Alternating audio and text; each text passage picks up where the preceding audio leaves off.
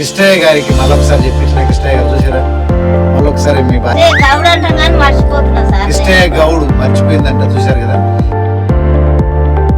డబ్బెంక డబ్బుండే ఓ పిల్లవో లింగమా, డబ్బెంక దారుండే ఓ పిల్లవో లింగమా, డబ్బెంక డబ్బుండే ఓ పిల్లవో లింగమా, డబ్బెంక దారుండే ఓ పిల్లవో లింగమా, కవనం రాసిస్తా ఓ పిల్లవో లింగమా, నన్ను దోక చెయ్యకే ఓ పిల్లవో లింగమా. జానపదాలను తన దూసిట్లో పట్టుకొని తెలంగాణలో తనకంటూ ఒక ప్రత్యేక గుర్తింపును పొందినటువంటి కడతాల నుంచి వచ్చినటువంటి యాదమ్మ గారు మన ఛానల్లో ఉన్నారు.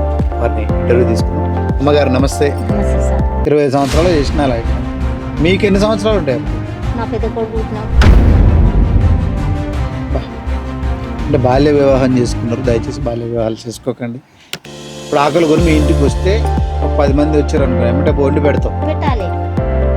మళ్ళా ముందు పోతే దేవుడు మనకి ఏమైనా తప్పకుండా చెప్పుకునేది. పండుగలు అయితే మస్తుగా పోయేది.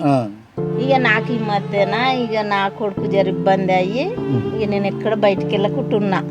కొడుకు అప్పుడు సెకండ్ కరోనా వచ్చినప్పుడు వెళ్ళిపోయింది. ఏదేమైనా మనం బాధపడే రోజులు కొన్ని ఉంటాయి ఖచ్చితంగా జీవితంలో. ఏం పేరు మీ ఆయన పేరు? మా ఆయన పేరు కృష్ణయ్య సార్. మీ ఆయన పేరు చెప్తాను సిగ్గుపడుతున్నారు.